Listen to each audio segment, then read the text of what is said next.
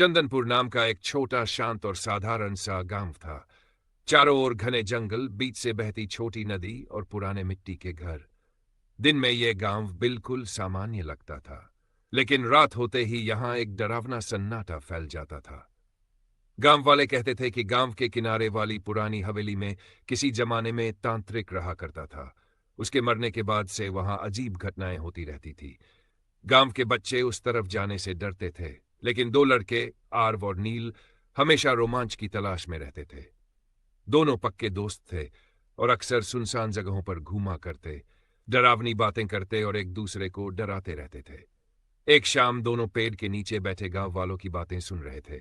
बुजुर्ग कह रहा था, उस हवेली में मत जाना, आज भी रात को कोई चीखता है वहां। आर्व ने नील से कहा, लगता है सब झूठ है, चलो आज जाकर देखते हैं। पहले तो नील डर गया, पर धीरे धीरे हिम्मत जुटाकर बोला, ठीक है, लेकिन जल्दी वापस आ जाएंगे। दोनों ने टॉर्च उठाई और रात को हवेली की ओर निकल पड़े। हवेली का पहला कदम हवेली गांव से थोड़ी दूर थी। रास्ते में सूखे पत्ते और टूटी शाखाएं चरमरा रही थीं। जैसे जैसे वे हवेली के पास आ रहे थे, हवा ठंडी होती जा रही थी। हवेली सामने खड़ी थी, काली, टूटी हुई और खामोश। खिड़कियों में काली परछाइयां लहरा रही थी, जैसे कोई उन्हें बिना सोचे समझे दरवाजा धकेल दिया। दरवाजा जोर से चरमराया और एक बदबूदार हवा उनके चेहरे पर पड़ी। भीतर अंधेरा और धूल थी, दीवारों पर जाले, हवा में धूल के कण और चारों तरफ एक किताब अजीब का सा मिलना, सन्नाटा। कमरे के बीचों बीच दोनों एक पुरानी मेज पड़ी थी, जैसे कोई लंबे समय पहले छोड़ गया हो। मेज पर एक काली चमड़े की मोटी किताब रखी थी। वह किताब बाकी सब चीजों के मुकाबले बिल्कुल साफ और नई लग रही थी, जैसे किसी ने अभी रखी हो। नील बोला, यह यहां कैसे हो सकती है? बाकी सब तो पुराना है। आर्व ने बिना सोचे किताब उठाई। जैसे ही उसने खोलने की कोशिश की, किताब हल्की सी गर्म लगने लगी।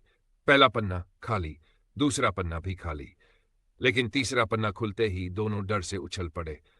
पन्ने पर अपने आप लाल खून जैसे अक्षर उभरने लगे। अब तुम बच नहीं सकते। नील का चेहरा सफेद पड़ गया। वह कांपते हुए बोला, ये खुद कैसे लिख रहा है?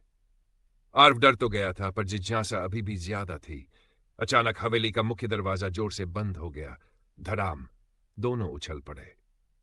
किताब का जागना किताब अचानक तेजी से चमकने लगी। पन्ने अपने आप हिलने लगे, जैसे हवा नहीं, कोई अदृश्य शक्ति उन्हें पलट रही हो। अचानक किताब के भीतर से भारी और गहरी आवाज गूंजी, जो मेरी किताब खोलेगा उसकी आत्मा मेरी होगी। किताब से काला धुआं निकलकर कमरे में फैलने लगा। धुआं एक जगह इकट्ठा होकर एक लंबे, काले, बिना चेहरे वाले भूतिया साए में बदल गया। नील उसकी दो लारे चिल्ला पड़ा, आर्व भागो! साया हवा की तरह उनकी ओर बढ़ा। साया बोला, इस किताब को खुले रहने के लिए एक आत्मा चाहिए। तुम दोनों आ गए, अब भाग नहीं सकते। हवेली में पीछा दोनों जोर से दौड़ने लगे। हवेली के गलियारे अंतहीन लग रहे थे। देरों कमरों में से हवा सीटी बजाती गुजरती थी।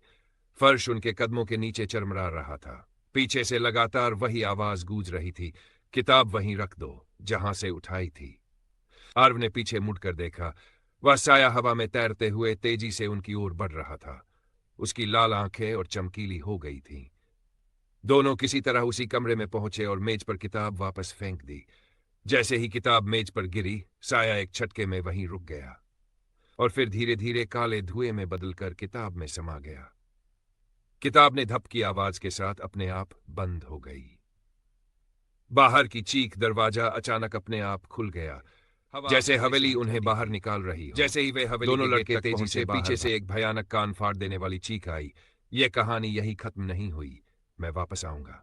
नील डर के मारे रोने लगा। आरव ने उसका हाथ पकड़ा और बोला, चल, जल्दी चल, यहां रुकना ठीक नहीं। दोनों बिना पीछे देखे गांव हवेली के पास पहुंचे। दरवाजा खुला था, लेकिन अंदर एक भी आवाज नहीं। केवल मेज पर वह काली किताब रखी थी। इस बार उसके कवर पर उभरे लाल अक्षरों में लिखा था, किसी दिन कोई और आएगा और मेरी कहानी फिर से शुरू होगी। किताब धीरे धीरे धुआं